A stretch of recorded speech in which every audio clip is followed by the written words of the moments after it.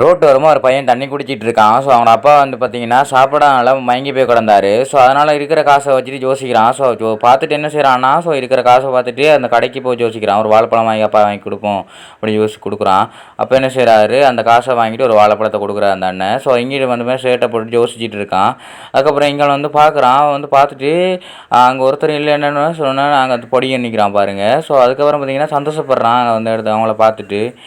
போறான். ஸோ என்னடா யோசிச்சுட்டு இருக்கான். என்ன செய்வோம் நம்ம கஷ்டப்படுறவங்க ரோஸ் ஒன்று விழுகுது. ஸோ அவன் என்ன செய்றான்னா, அத எடுத்துட்டு வந்து பார்த்தீங்கன்னா, சரிப்பா அவங்க அண்ணாங்க விட்டு போறாங்க கூப்பிட. ஸோ அப்ப என்ன செய்றான்னா, அத பார்க்க ஒரு புள்ளை ஒண்ணு வரும். ஸோ அந்த புள்ள வந்து பார்த்துட்டீங்கன்னா, அந்த ரோஸா வாங்க வரும். ஸோ அவங்களோட அப்பாட்ட கேட்கும், "அப்பா எனக்கு அந்த ரோஸ் வாங்கி தாங்கன்னு." ஸோ அப்ப என்ன செய்வாருன்னா, அவங்களோட அப்பா வந்து பார்த்தீங்கன்னா, அந்த பையன்ட்ட இருக்கிற ரோஸ வாங்கி குடுப்பாரு. ஸோ அந்த ரோஸ வாங்கி குடுத்தோனே அந்த புள்ள சந்தோஷப்படும். அவங்க அப்பாவும் ஒரு காசு குடுப்பாரு. ஸோ அந்த காச வச்சுட்டு அவன் வந்து பார்த்தீங்கன்னா, அவங்களோட அப்பாவுக்கு தேவையான சாப்பாட வாங்கி குடுத்துட்டு, ஸோ அவங்களோட அப்பாவுக்கு மீதி காசு குடுப்பான். ஸோ அந்த ரோஸ விப்பான். மிச்சம் இருக்கிற மீதி ரோஸ்கள வித்து போட்டு, ஸோ அதுக்கப்புறம் வந்து பார்த்தீங்கன்னா, மிச்சம் இருக்கிற காசுக்கு அப்பாவுக்கு சாப்பாடு வாங்கிட்டு, மிச்ச காச கொண்டு அப்பாட்ட கொண்டு போய் குடுப்பான். குடுத்துட்டு வந்து பார்த்தீங்கன்னா, இப்ப சாப்பாடு வாங்கிட்டு போவான் அவனோட அப்பாவுக்கு வந்து.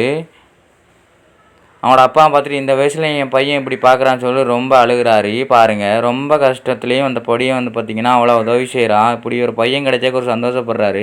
மேலும் வந்து பார்த்தீங்கன்னா, அவரு ரோஸ் கடை போட்டு ஸோ பிளான் போடுறாரு. போட்டு அவனோட பையனையும் வந்து பார்த்தீங்கன்னா, படிக்க வைக்கிறக்காண்டி ரொம்ப கஷ்டப்பட்டு அனுப்புறாரு பாருங்க.